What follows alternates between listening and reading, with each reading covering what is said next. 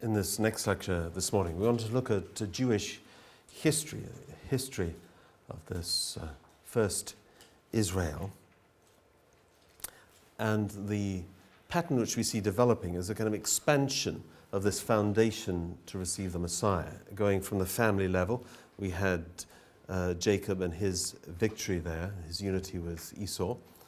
We see that Moses, and then succeeded by Joshua, are making a foundation which eventually exists on a national level, to have a nation prepared to receive the Messiah. And then we'll see that Jesus is coming, or the Messiah comes, to take that really to the world. That's eventually to tie in with the foundation which is there in other world faiths and religions, and in conscientious people everywhere, to work to build an ideal world, a world of peace and harmony. So this is the process of expansion, which goes in increasing stages. Almost we could look at history as a kind of spiral movement, and some commentators on history have looked at it that way and seen these parallel times or periods which have certain similar characteristics. At the same time, history is progressing and becoming human population, of course, is growing, and our problems grow with that. We have now come, of course, to a kind of worldwide level where we have to solve our problems or face going into a long period of dark ages for humanity.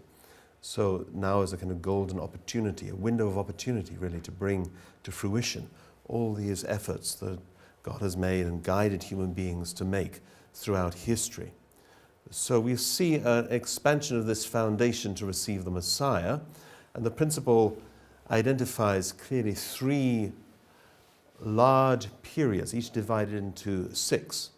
The first is from Adam to Abraham. This is making a foundation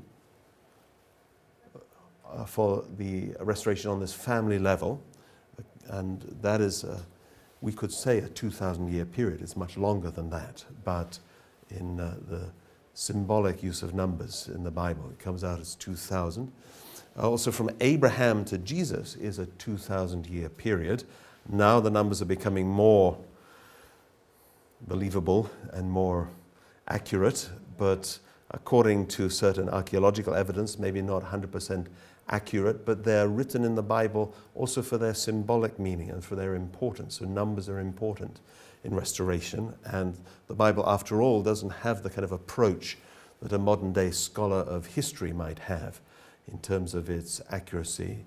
It's a testimony to the work of God, and the spiritual world is beyond our confines of 3 dimensions of space and 1 of time. So there are differences when you look at religious accounts of things. Then we see a history which we'll look at actually tomorrow morning, from Jesus until the present day, the time of the second coming, which is a prolongation of this work of restoration. We'll come to understand again at the end of today why that is prolonged. But in this lecture, which is very commonly taught as parallels of history, right? We look at Jewish history alongside Christian history. This morning I'm going to separate these two kind of deliberately so that we can appreciate a little bit more the foundation that has been made in this time from Abraham to Jesus.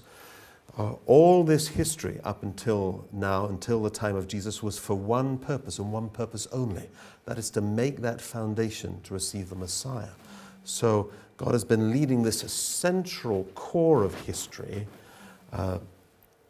to benefit everybody eventually, but certain people of faith were chosen to be these central representatives and expand from the family up to the eventual worldwide level and include all. So this is the analysis that the principle takes. When you look at the foundation for restoration, it starts with the 1,600 years or 10 generations from Adam to Noah. As we said, the numbers are quite symbolic. And then a 400-year period from Noah to Abraham, again restoring that earlier period which was lost.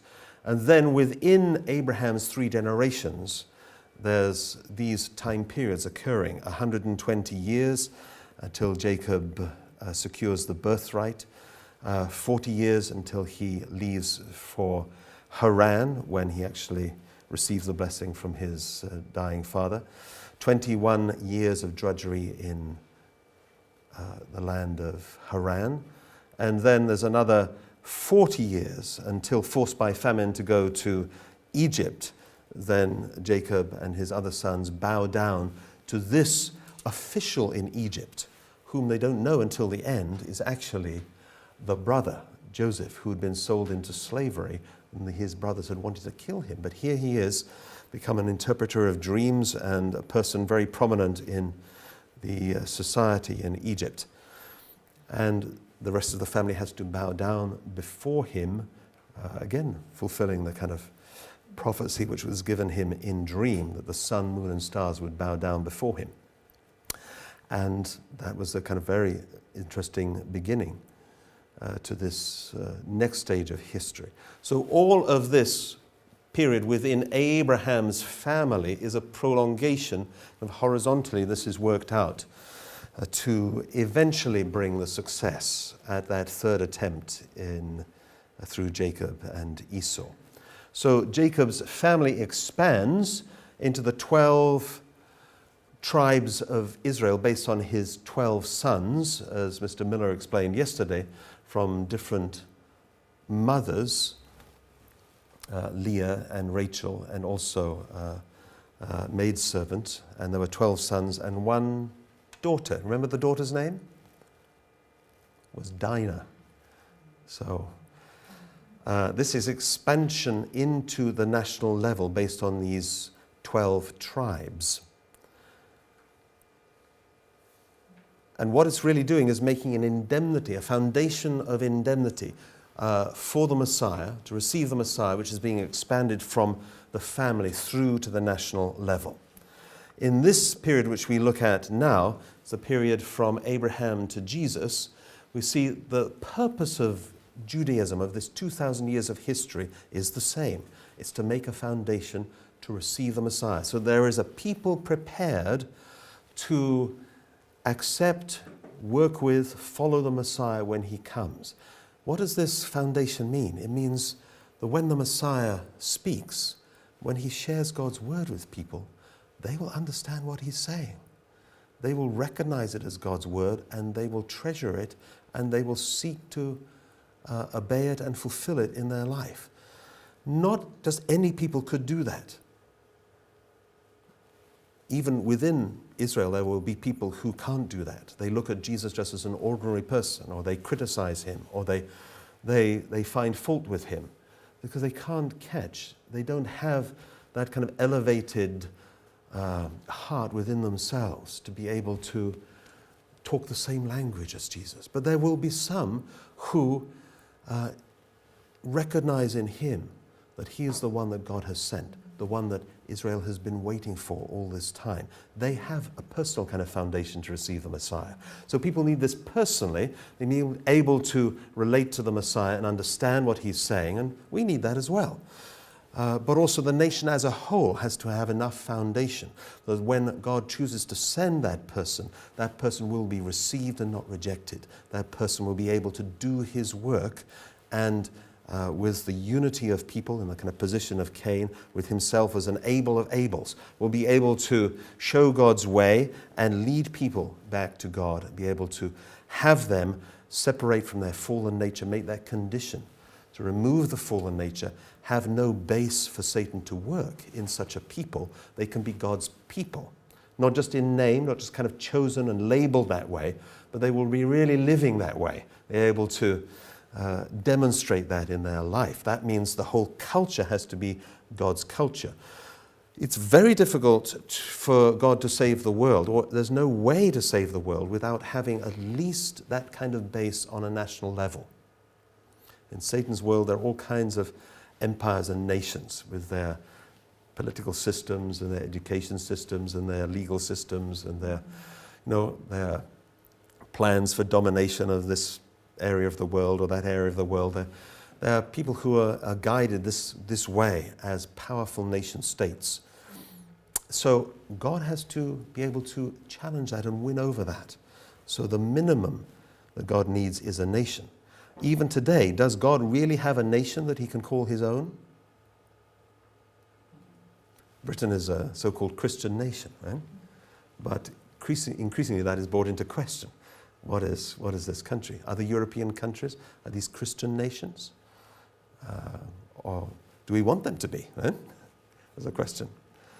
Should be maybe all world faith nations united together, but are they living that way, really prepared to receive the Messiah? It's a question. So the purpose of Judaism is to make this foundation of faith, foundation of substance, that the Messiah can come and will be received on a national level. The person who started this process in the family level was Isaac, making that offering of the ram that was caught in the thicket. A certain time period had to do that, no hesitation, just go ahead and do it in unity with his father. And through the unity of Esau and Jacob in that generation then could come about foundation of substance. So that is successful. And you remember the words of God to Abraham when he failed in that first symbolic offering? God said, the Lord said to him, your descendants will be strangers or sojourners in a country that is not their own, and they will be enslaved and mistreated for 400 years. So where did the descendants of Abraham end up? They ended up in Egypt, right? People like to go today, one of the wonders of the world, to go and see. Has anybody seen the pyramids here? Yes, because we know that Beverly traveled by camel across Egypt, right? Well, not across Egypt, but that's the nice way of telling the story, right? Across Egypt by camel, right? So there you go. These are extraordinary elaborate buildings, aren't they? What's the purpose? It's the purpose there from the Egyptian mind, it's to give immortality to the king, right? So this is a burial chamber for a king, extraordinary, elaborate. How could we recreate, if we wanted to, recreate this today? Probably impossible. Still trying to work out how they could possibly, how do you get those big stones up to the top? Stone on stone. How do you do it? Various theories about that, right? All kinds of inner chambers and linked chambers and all extraordinary. But also there's a whole developed culture behind it of the meaning and the Book of the Dead and all this kind of thing. It's all there. Very developed, but is this kind of God's work in that sense? And this is for one king to have immortality. Would it actually give him immortality? The irony, of course, is no. This won't give him immortality. It's not the way to become immortal, right? And actually, in the process of preserving himself, it's done at the expense of others. This is Satan's way, isn't it? I want to preserve myself at the expense of others. So many people gave their whole lives and even died building these things. So at what expense? To give one man some immortality which actually didn't work anyway. This is kind of Cain-type thinking gone berserk, right? It's a kind of exaggerated thinking. And this is the thinking you see in despots and dictators around the world. They're the people who, have to have every meal tested by a food taster, like Stalin used to do, right? Or Saddam Hussein. I need somebody to test your food before you eat it. Why? Because somebody's out to poison you. And then it doesn't matter if that person dies as long as I don't die. Right? This is this kind of mentality. So this is not the kind of true religion of God in this way.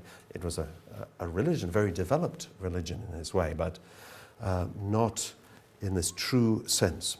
So this is what the Israelites had to suffer under as this kind of underclass, you could say. And we start to see some little reference here to Israelites, not so clear really, but there's reference in the Amarna tablets. You can see one of these in the British Museum and other places around the world. These little clay tablets were discovered and deciphered eventually. The cuneiform writing was discovered. They have reference to groups of people who were living in Egypt at that time. And one group is called, even they, amazingly, scholars can tell you how it was pronounced, Hapiru. the Hapiru people. Hapiru sounds a bit like Hebrew, doesn't it? Hebrew people. So people wonder, were these Hapiru? Were these the Israelites? Is it an actual reference outside of the Bible to them? A little bit of debate going on there, right? But because people are very curious to make solid archaeological confirmation of biblical stories. But it's starting to get into that kind of recorded history now, from the kind of more murky area of myth and symbolism in the earlier stories. So after that period from Noah to Abraham, 400 years, was invaded by Satan, we see that a period has to be restored. And this is 400-year periods of slavery in Egypt for the Israelites, where they suffer, they strive to maintain their faith, and at the same time, through all of that, they're expanding, they're getting bigger, they're multiplying. And this starts with Jacob and 12 sons and expands eventually to become Israel. During this time, they're keeping certain traditions, they're offering sacrifices, they're keeping the Sabbath, they're developing, they're maintaining something of their culture as a people with a common identity. Very hard to do, especially over a period of 400 years, because we're talking many generations, people who are born there. But still they had enough kind of understanding of who they were to respond on the second time to Moses' call and to go and escape Egypt and seek that promised land. And that's the story that we looked at earlier. So 10 Commandments and the words from God become the center of their faith. The core of the Old Testament is set up under Moses' leadership. The tablets of stone, the tabernacle, the Ark of the Covenant, all these things are there. What's the purpose of these objects of faith? It's to set up a will amongst the people to receive the Messiah eventually. It's like training them, as we said. The tabernacle is symbolic Messiah. So it's training people to receive the Messiah when the Messiah eventually comes. It's to have that kind of foundation alive and well inside a group of people so that God can comfortably send his true son, like a replacement for Adam, and send that person into the midst of those people with some hope of success. That 21 days that could have become the journey for the Israelites if they had followed Moses after he killed the Egyptian, became 21 months, and that 21 months became 43 years in the end. As we said, following the tabernacle, this symbolic Messiah. So here's the foundation of faith made by Moses. In the first course, it's unsuccessful, but it's made at the third attempt through Joshua, again centering on God's word. And if you read the speeches of Joshua there in the book of the same name, incredibly powerful kind of recognition, righteous understanding that he's a person who, with the power of God, can achieve anything and achieve great things. And the Israelites, younger ones, unite with him in this foundation of substance. So that is the first kind of 400-year period of this longer period of 2,000 years to make a foundation to receive the Messiah on a national level. It's happening in Egypt, and then subsequently Israelites there on their journey, they're going into Canaan, and they begin a period which is referred to as a period of judges. So this is referring to the kind of feudal type settlement, which the way that they organized themselves.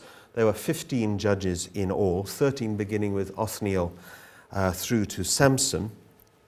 Again, the Old Testament is very much organized according to these periods. So you can look at the book called Judges and you will find all the information about this particular time period. When you later look at the kings and this united kingdom of Israel, you'll find that in Kings 1 and first book of Kings, second book of Kings. So already there's this kind of awareness and structure of these periods of Jewish history which have very clear characteristic. Each one has a very clear characteristic according to the kind of overall circumstances of the people. So having been in that period of slavery, they go now to a period where they are organizing themselves for the first time. So it's all new to them, and they do so under a series of judges.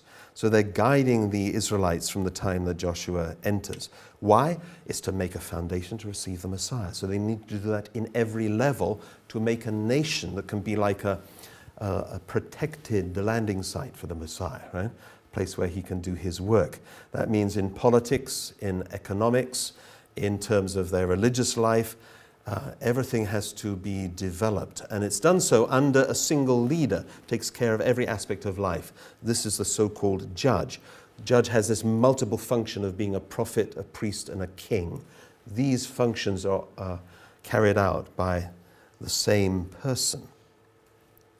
Their main task is to exalt, and that means uphold and respect and revere this tabernacle with an eventual view to building a substantial temple when that nation can be established.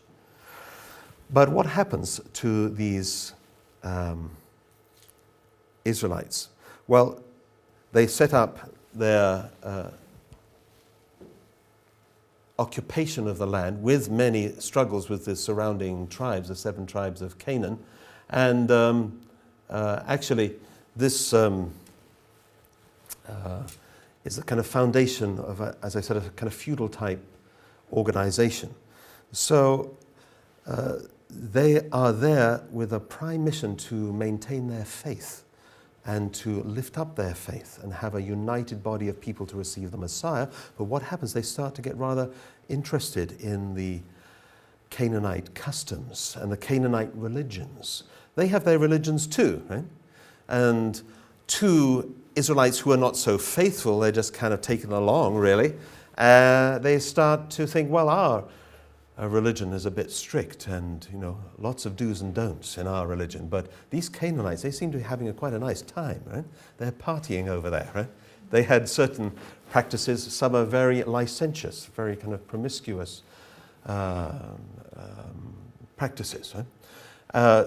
They had a kind of cultic prostitution which went on around certain holy sites called the Asherah under the cult of Baal. And people would go there, and to kind of gain God's blessing, they would pay a certain money. They would have a relationship with one of the temple prostitutes and kind of supposedly go away with God's blessing. Is that going to work?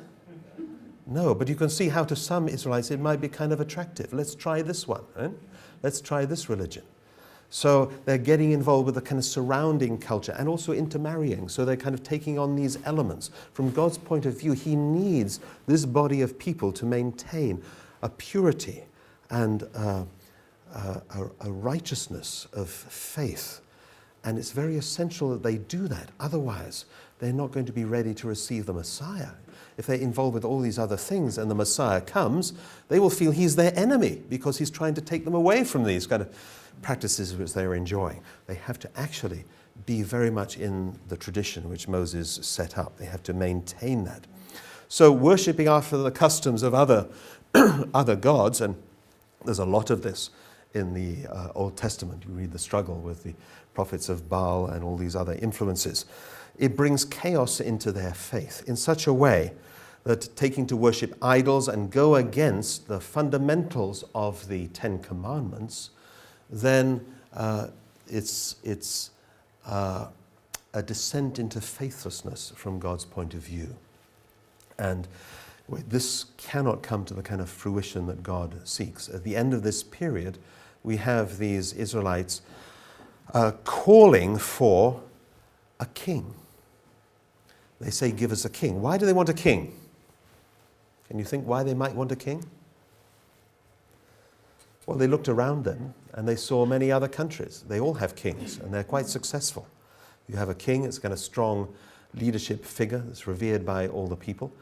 And somewhere from God's point of view, the next stage to enter into is an organized monarchy. That means if there can be a righteous king who's really able to follow the word of God and convey that word to the people, then the people uniting with him almost like a parent to the country, then there can be a strong foundation of faith and a good foundation of substance, and somewhere that king can be, together with his wife, like a little bit of a precursor to the true parents or to the Messiah who's going to come, right? This Messiah comes as a King of Kings. So it's part of the preparation, again, to receive a Messiah, that God has people organize as the next stage, what turns out to be a 120-year period.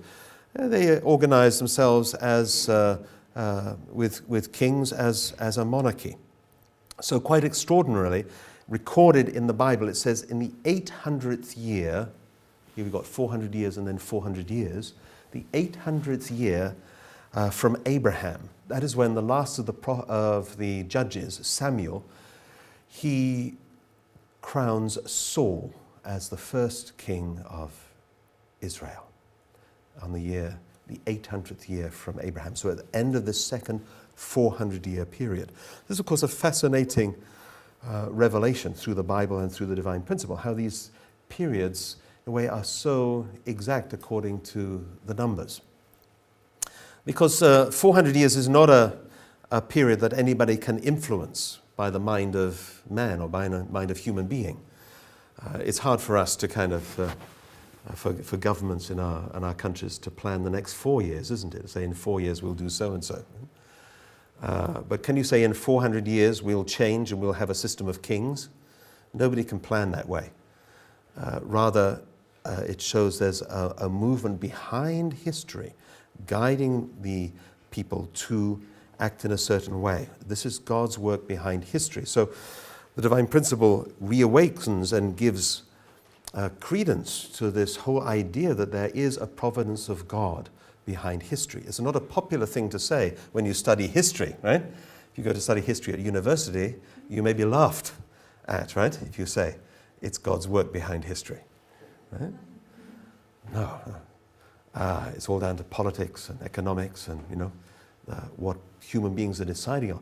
But the principle reveals a kind of broader pattern which is outside the workings of human beings. And therefore we have to think, where does that come from? Here, 800th year from Abraham, the prophet Samuel ordains Saul as the first king.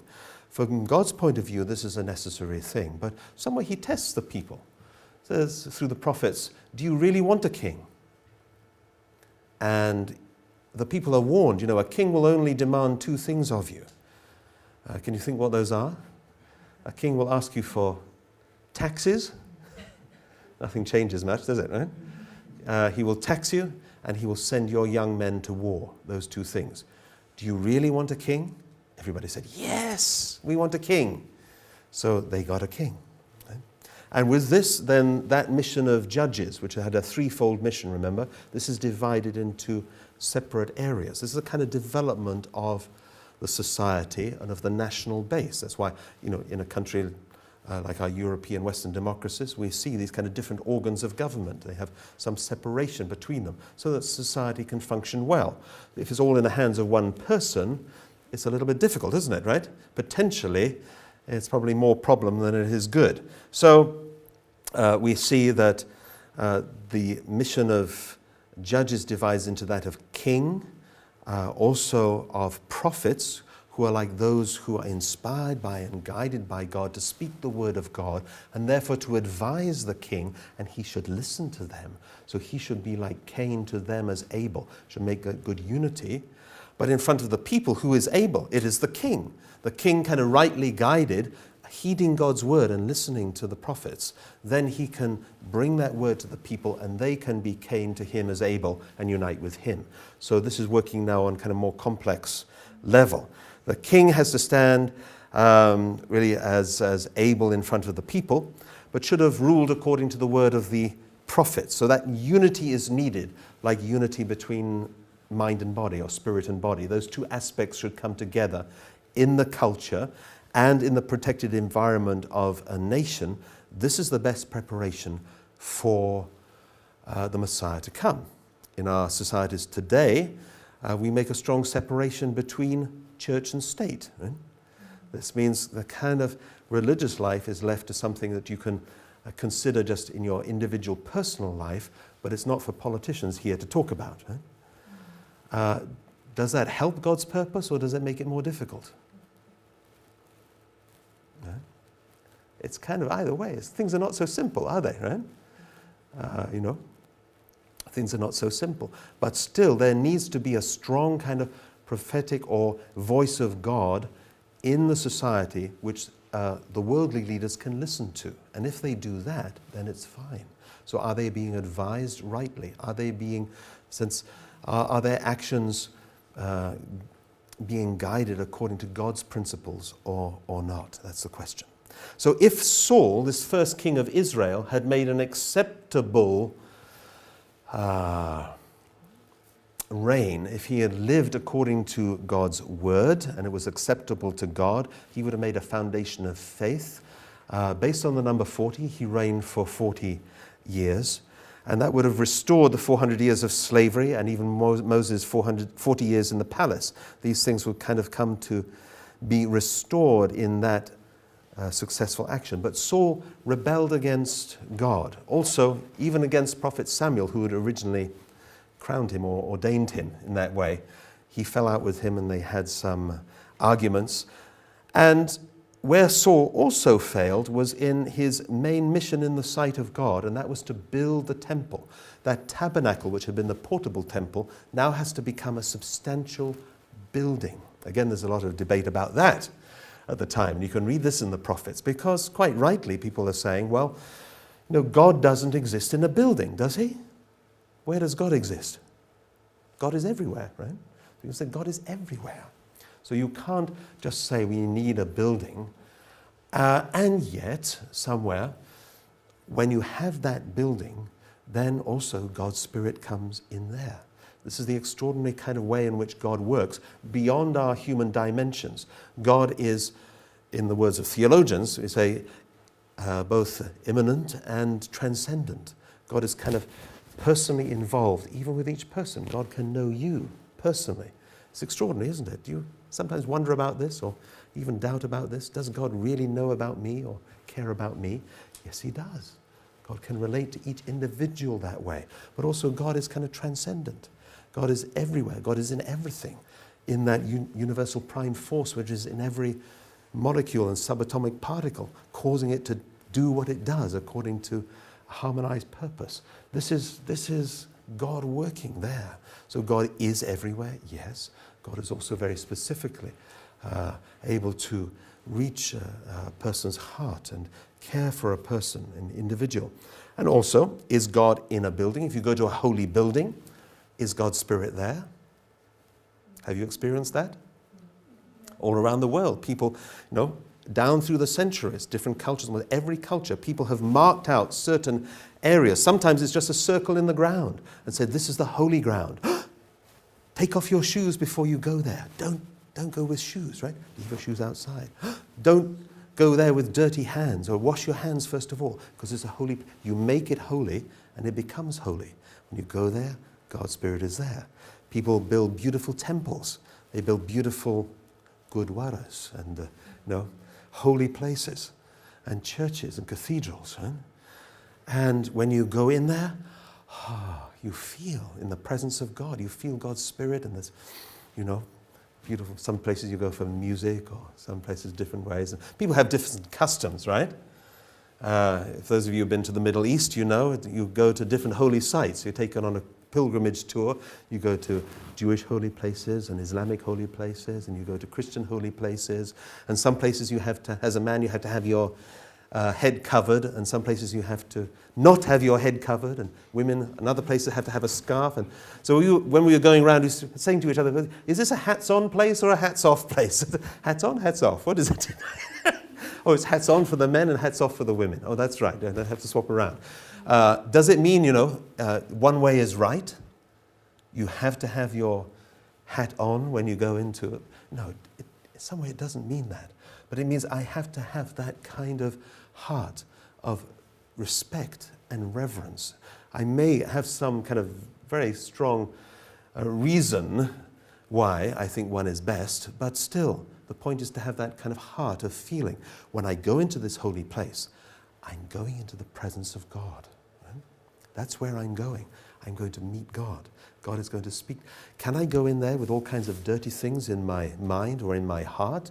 Or where I have some resentment, I haven't resolved something with a friend of mine or with a brother or sister? Can I easily go in there? Will I be comfortable? Will I be able to concentrate? No, I probably feel like running out again as soon as I can, right? So I have to really elevate myself to be in that presence of God. It's training people. So the temple is this symbolic or image level Messiah, we could say. It's not the Messiah, obviously, but it's training people to be able to relate to and welcome the Messiah when he comes, and they'll have been trained through all the kind of practices which surround the temple as God's holy place. So when the Israelites eventually build the temple, it's only the high priest that can go in the most holy place inside the temple, and only then once a year. And what they decide to do is to tie when he goes into that holy place once a year, they tie a rope around his ankle. Why would they do that? And they leave it trailing out, right? Because God forbid that when he's in there he should die, right? Nobody wants to go in to get him, so they'll pull him out, right? They'll pull him out because we don't want to violate what is holy, right? If you violate it, it's lost. How do you get it back, right? It's not something you can choose today, I do and then tomorrow I don't. It has to be always. This has to be our life. What did Adam and Eve do? They violated their holy temple. They misused it. Is it easy to get that back? It's not easy. Once we lose our purity, it's very difficult to get that back. It's difficult for God to recreate that.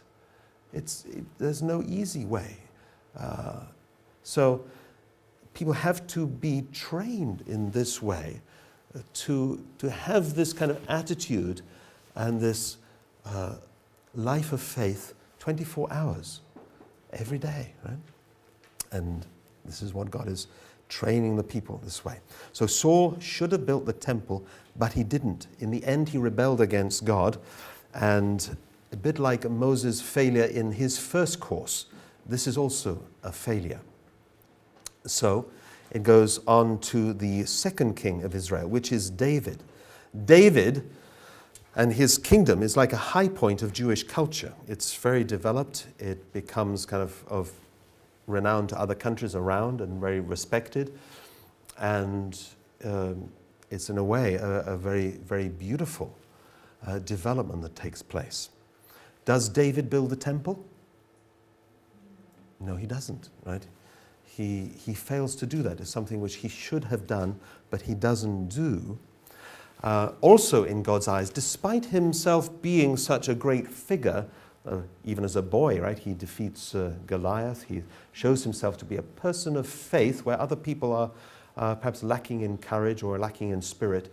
He goes and challenges the enemy, the Philistines, in this kind of quite clever solution to avoid all-out conflict. They say, well, we'll give the best warrior from each of our respective armies and let them just fight it out as individuals, right?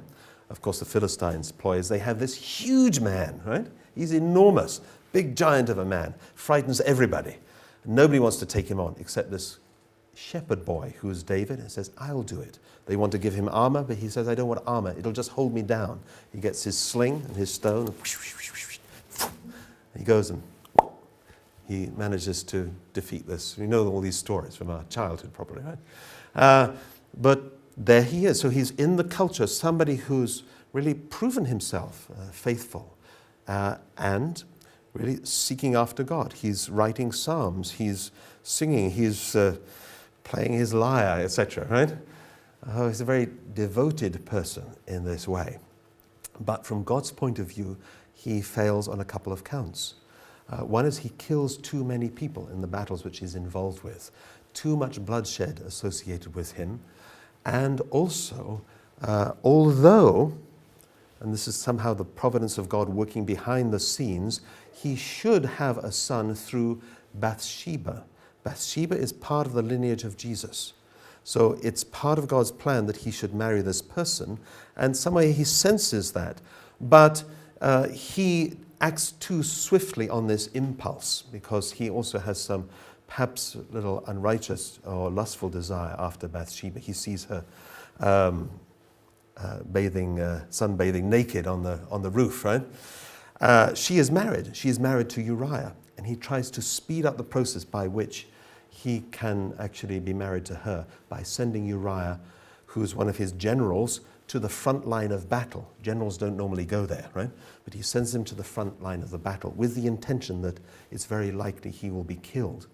And that happens. He dies. So when he dies, he's already actually by that time had a relationship with Bathsheba. The first child of that relationship dies as a punishment to God, and he's heartbroken. But God says that's enough, in the sense that clears up that problem.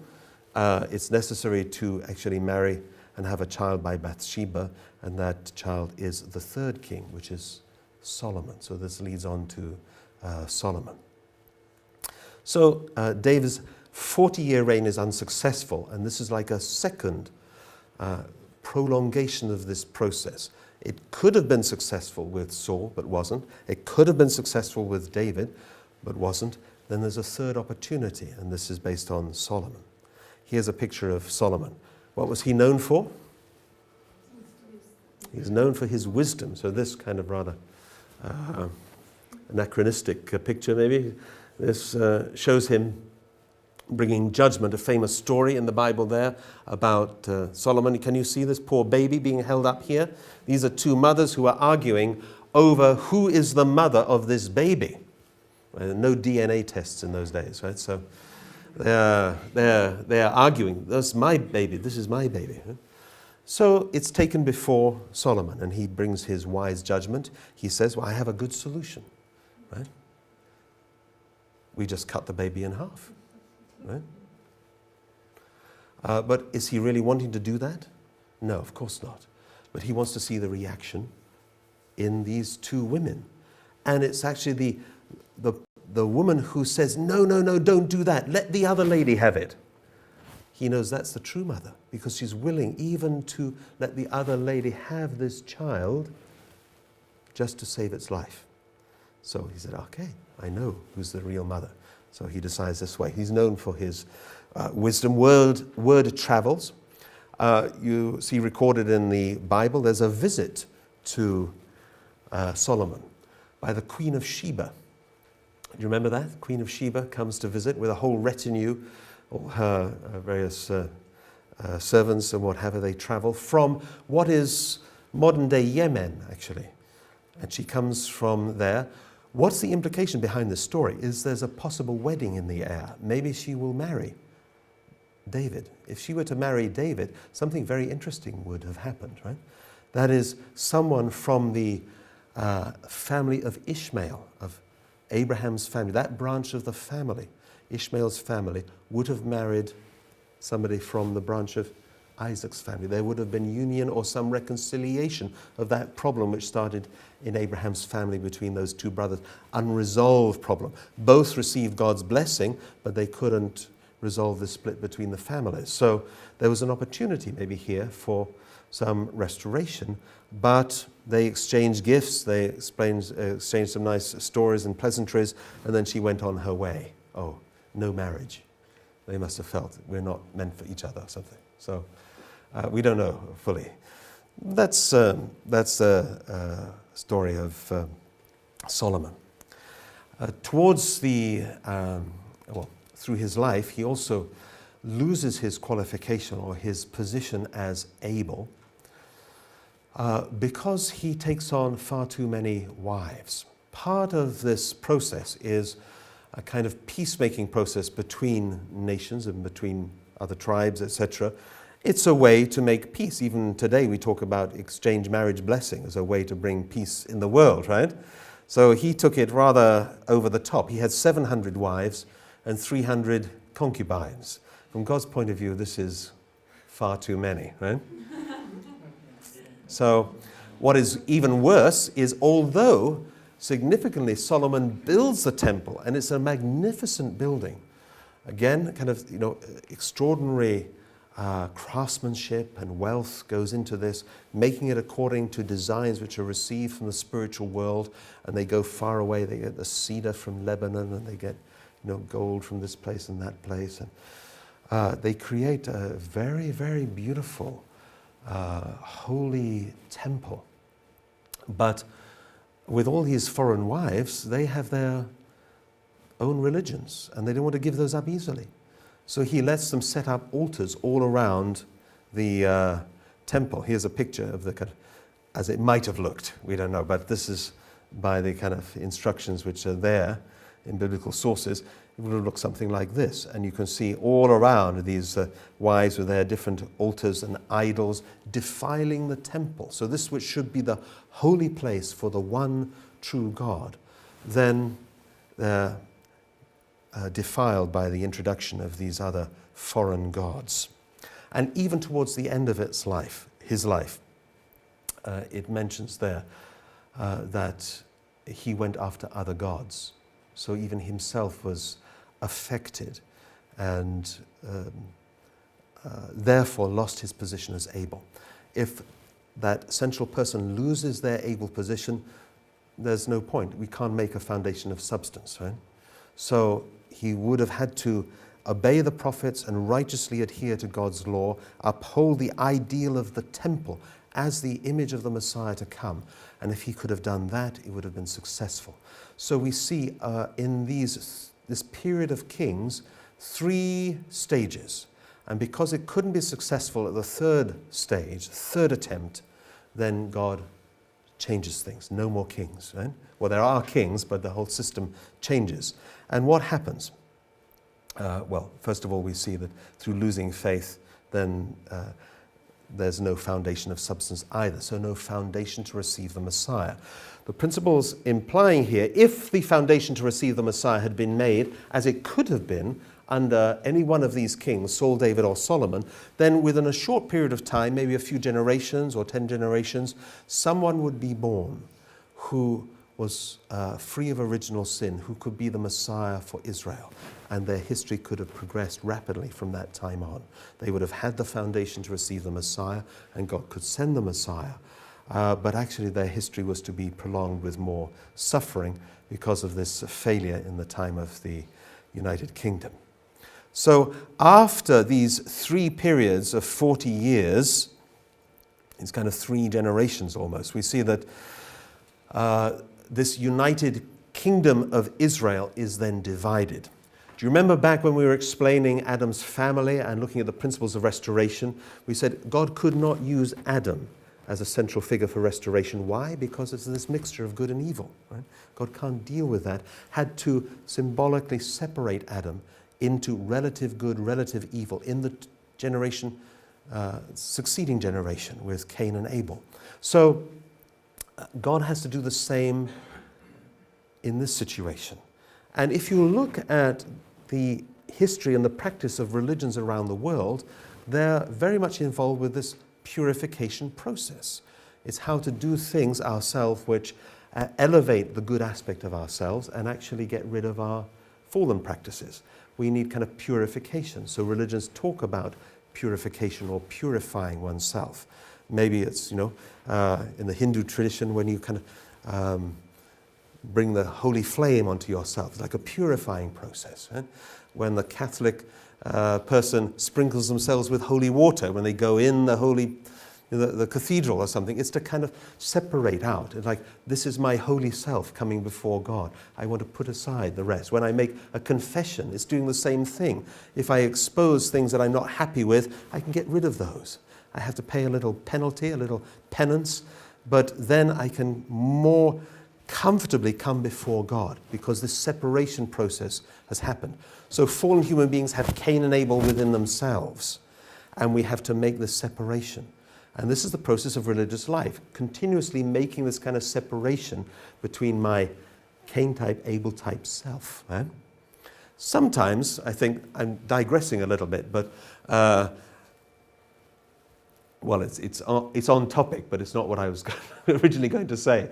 But if you look at the characteristics of these 6 periods that we're going to cover, then in our spiritual life, we sometimes go through periods of our life which are very much like that. Sometimes we go through a period where we feel just like a kind of slave out of touch from God. Sometimes I go through a period of kind of confusion, kind of good and evil elements in myself. I'm full of doubt. I feel that God is not around, and where is God?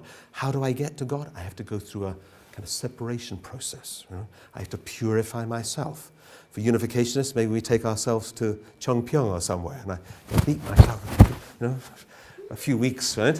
And I don't have to worry about anything else but this. And I pray sincerely, and I purify myself. And afterwards, do you feel pure?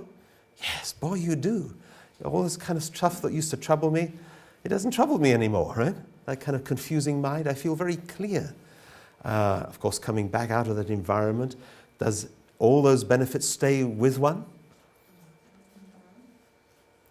Should they? They should, maybe, but they don't always do that. Sometimes going through a workshop, we feel kind of, by the end, everything is now very clear to me, right? I've gone through this kind of purification process, separation process. Actually, that's the time. We still have to go on. We have to nurture that Abel-type side. We have to get rid of those kind of Cain-type thoughts, feelings, behavior, anything which can be a little avenue through which Satan can start, however subtly, to claim us or to invade our life. So it's a kind of lifetime commitment, really, right?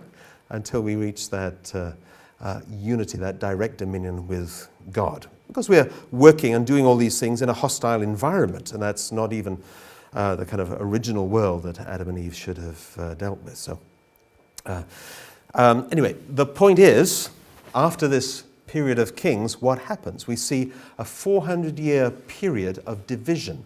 That united kingdom is not united anymore. It's divided into two, 10 tribes in the north, and these form the kind of Cain-type half, or it's a big half actually, right?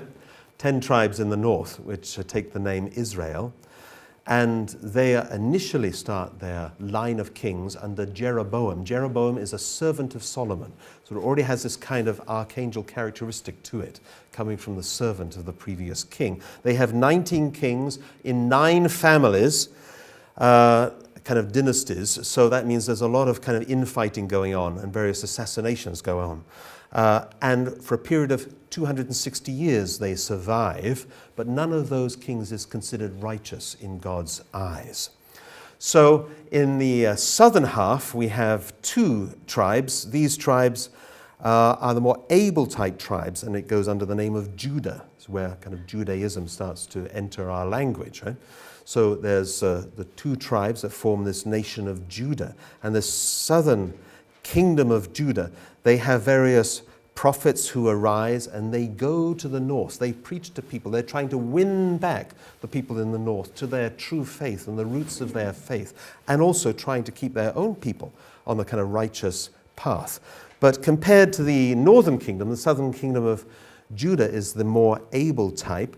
It begins its history or line of kings under Rehoboam, who is the son of Solomon. So it's like the more son figure in the southern kingdom and the servant figure in the northern kingdom, like an archangel and Adam relationship in that way. And in the southern kingdom, they have a series of more righteous kings, 20 kings in all in one line, who last for 394 years, from David to Zedekiah. And then they have a series of unrighteous kings. They become rather corrupted by the northern kingdom, and they start to get into this worship of idols and start to lose their faith. What happens to the northern kingdom? We said it survived for 260 years. And at the end of that period, because of their lack of faith, their faithlessness, and because of the impurity and the unrighteousness of this culture, which is meant to be God's culture, right? Preparing to receive the Messiah, God allows them to be invaded by the Assyrian Empire. And the Assyrians wipe them out. We hear nothing from that time on about these so-called lost tribes of Israel, right? We don't know where they went or what happened to them. So they're wiped out. Isn't it an extraordinary kind of aspect of history? I know people recognize around the world there's certain kind of odd little pockets of places. Some people identify certain parts of southern India for that, where people have rather Jewish-like customs. How strange. There are little Jewish customs there. Where do those come from? Probably from these kind of scattered people. but they're not in the central line of God's providence. They're not advancing God's providence. It's just a kind of curiosity. They're not there in that central role anymore to be used by God. But God could, for a time, use the southern kingdom of Judah, as we said, for 394 years, but because of the series of unrighteous kings and because of their descent into faithlessness, then also God allows these two tribes, this kingdom of Judah, to be taken captive. And this happens by having the leaders, the kind of influential people and leaders of that kingdom, taken captive by the Babylonians. They have built the temple, right, under Solomon. Nebuchadnezzar, the Babylonian king, comes and he destroys the temple and takes these people away with all the temple goods and everything, and they all get transported to Babylon. So by the waters of Babylon, they're weeping and they're thinking about what have they lost, and where is this nation of Israel in all this? Where is it now? It's not there, actually. Right? I don't say we should use this as any kind of encouragement, right? Because it's a desperate, kind of tragic situation. But somehow this doesn't deter God's work. God, even from this low point, was to continue to guide people and to have the Israelites build a foundation to receive the Messiah, such that there was a nation there ready to receive Jesus by the time Jesus came. Quite extraordinary history. So, I say this as a unification movement, we may go through various tests. What if some kind of false leader arises and encourages everybody to leave and follow them, right? And a big split occurs or something. I'm not saying it will happen, but it could happen. It's happened in various religious traditions. Is that the end? No, it's not the end. The Bible at this point talks about the remnant. It says there's a remnant. Like, you know what a remnant is? Those of you, men or women, who like to make clothes, you do kind of use material to make clothes. When you go out and you buy your cloth, you get so much cloth to make your dress or make your suit or whatever, right? There's always something left over, isn't there? There's a little bit left over. It's too big to throw away, and it's too little to use, right? So what do? You've got this remnant left over. So it uses this kind of word to describe this kind of core of Jewish people who are left, that God can work with. It's almost like not enough to work with, but it's there. Can't get rid of it, no. Right? So eventually you kind of keep these pieces and eventually can make something out of them, make a beautiful quilt or something like that. Right? So this is the kind of history that God is dealing with. Because the people in the southern kingdom couldn't repent, then they receive this kind of chastisement, external chastisement. If internal chastisement from the prophets doesn't work, then God allows a kind of external punishment to happen because he needs a people who are purified and ready and getting ready to receive the Messiah. Otherwise, it's not going to work. So in their history, they were chastised externally by Egyptians, Chaldeans, Syrians, Babylonians, a whole host of people.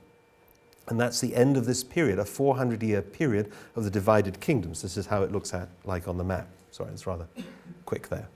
That's the northern kingdom of Israel and southern kingdom of Judah.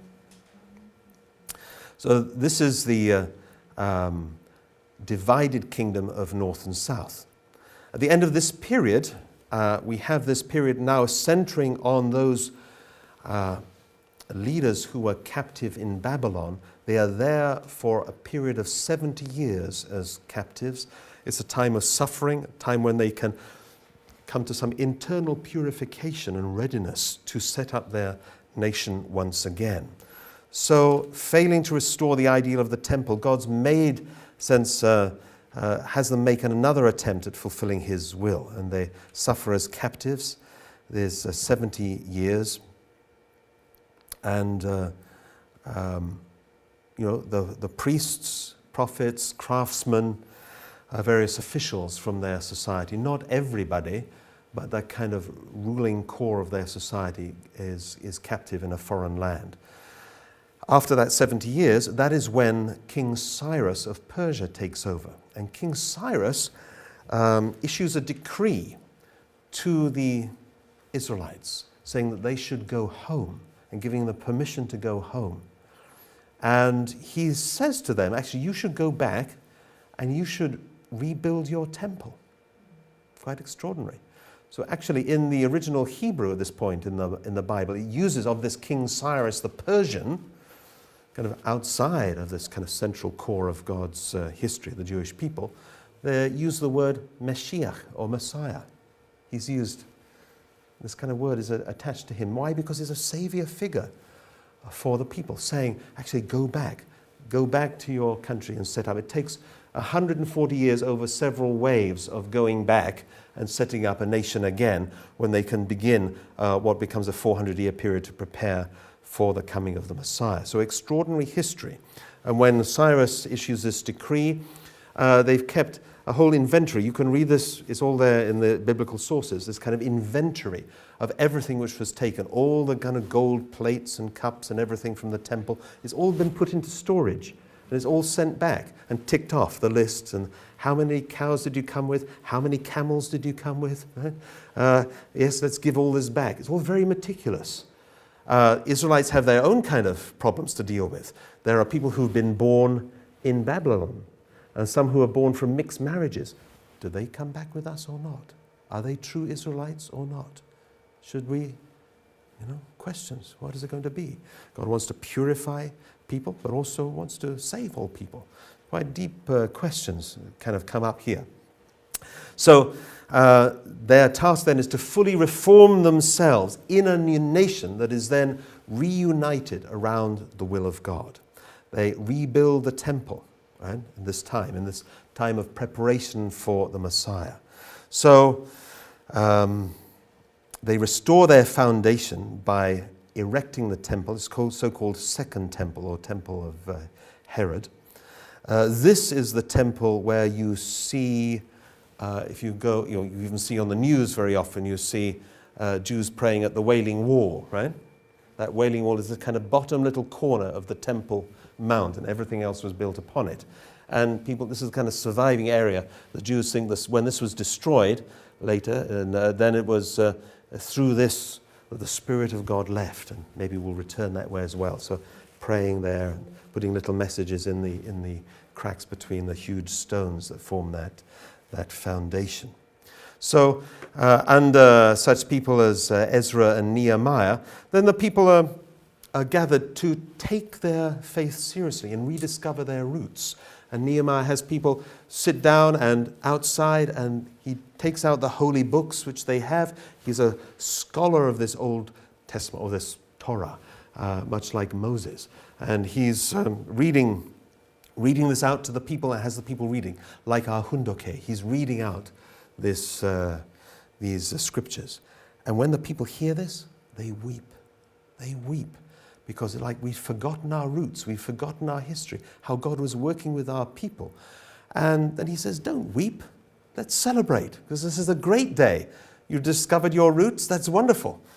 And you're revived in your faith, that's wonderful. So let's have a banquet, and have a banquet. And everything. It's beautiful stories. So then at the end of this period, we see in the beginning of the last 400 years, in preparation for the Messiah, we see the prophetic voice of Malachi. Malachi is the figure who, and this book of Malachi forms the last book of the Old Testament, so a very significant person, last of this line of prophets before John the Baptist comes at the time of Jesus. And he's talking about the terrible day of the Lord, which is coming, right? And during this 400-year period, the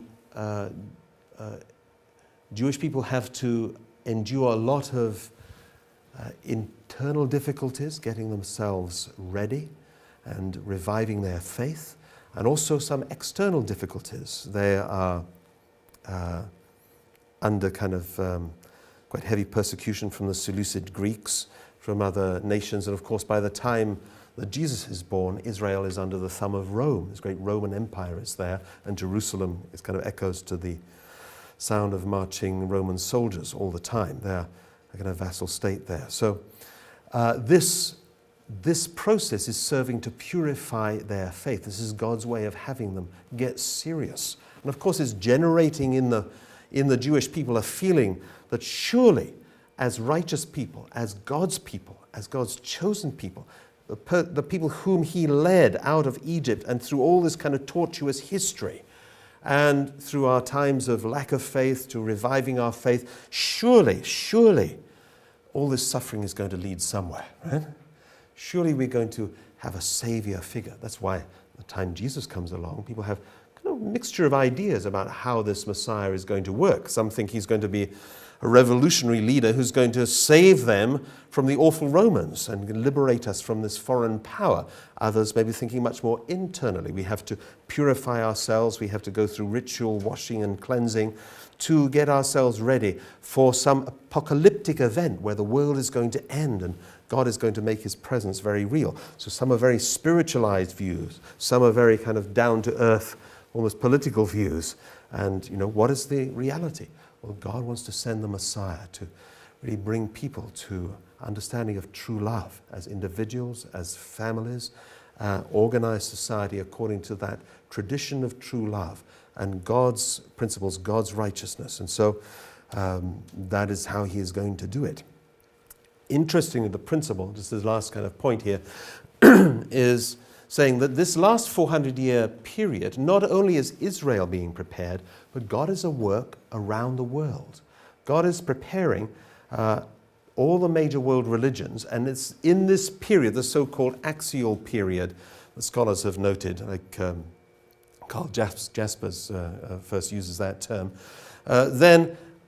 in that period, kind of 400 to 600 years before Jesus, there's an extraordinary flowering of humanity, a development in religion. Prior to this time, religion has been there, of course. It's very much the fabric of human culture.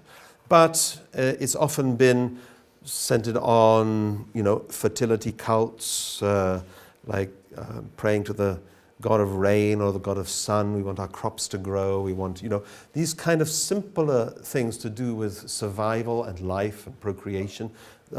Religions have developed around that.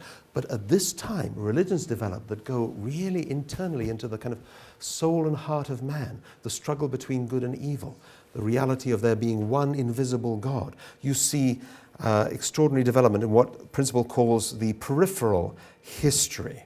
So you get, for example, this is Lao Tzu actually founding Taoism 600 years before the coming of Jesus, or before the Common Era. Lived a little bit before Confucius. It's from him that the kind of ideas we deal with, even in the Principle, these ideas of yin and yang, very popular today. This is his essence of his teaching. He taught that everything shares a certain life force. He talked about the Tao, which is the way or the kind of path that we have to go, and saying somewhere we should be in tune with these natural forces, kind of going with the flow, to use a modern expression, and kind of figure a very natural way of doing things and not being against nature, but very much in tune with the principles of the universe, essentially. So how deep is that? What a kind of profound understanding. He developed a concept called Wu Wei, which is called doing by not doing.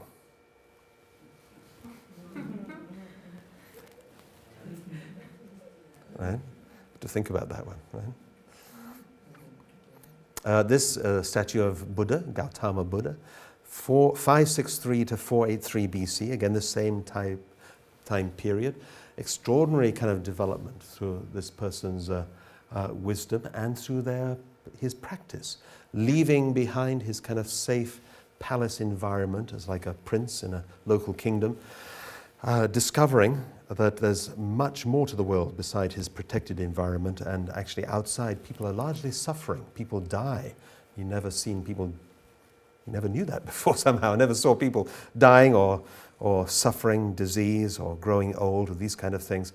So he thought, I have to find the answer, how to free people from the cycle of suffering, and pinpoints that as our kind of attachment to various things, to desire for things, to desire for material things, even to desire the attachment to the idea I have of myself and the importance I give to myself. Have to lose that somehow. Very deep things which, through, luckily, we have kind of guidance from our international president, Hyungjanim, who's having gone 7 years training as a Buddhist monk, is able to pass on this wisdom in a unificationist kind of context, are using language of God. So it's very helpful to us. And it's very much dealing with the kind of problem of the mind. When we talk about mind-body problem, this in the end is, of course, a problem with the mind itself. His Confucius also developed around this time. He wanted his disciples to think very deeply for themselves and pursue relentless study of the outside world. He wanted to restore the mandate of heaven, as he called it, that could unify the world.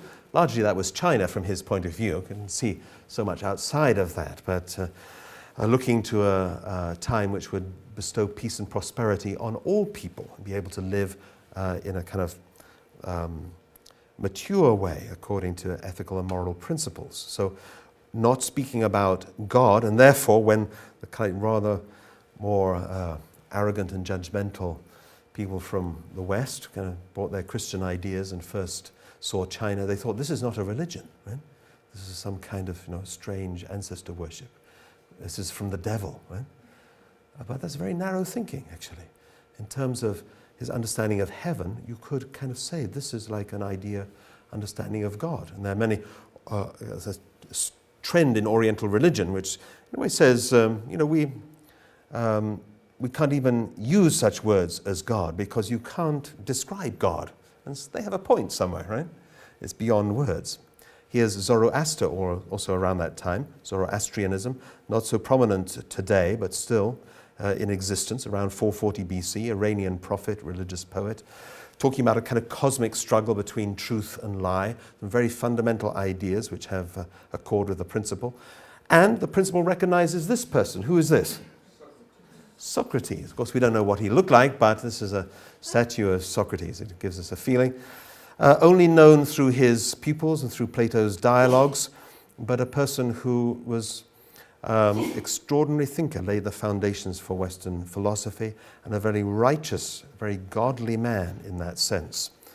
I mentioned Karl Jaspers, who coined the phrase, the axis of history. There's another scholar, too, Karen Armstrong. She wrote a book. She's a contemporary scholar, former Catholic nun, and she's an amazing in-depth research of world religions, really able to access the heart of these religions. Her writing is quite extraordinary, actually, not just scholarly, but it goes beyond that, in my opinion.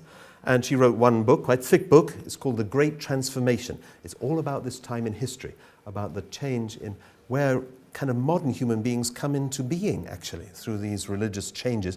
And, as she points out, these religious changes are still prominent today. These traditions have carried on. We still have Buddhism, and people are gaining so much from it, and Confucianism, and Zoroastrianism, and all these kind of things. So she said, as far as these sages were concerned, then respect for the rights of all human beings, not orthodox belief, was religion. People behaved with kindness. If people behaved with kindness and generosity to their fellows, they could save the world.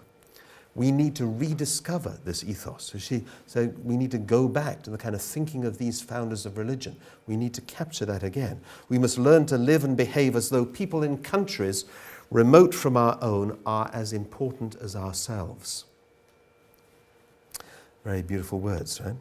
So God's plan for history is making this, having human beings make the foundation to receive the Messiah, which is something we have to do from our own volition through making indemnity conditions, so that this false world which was created can be transformed into this world.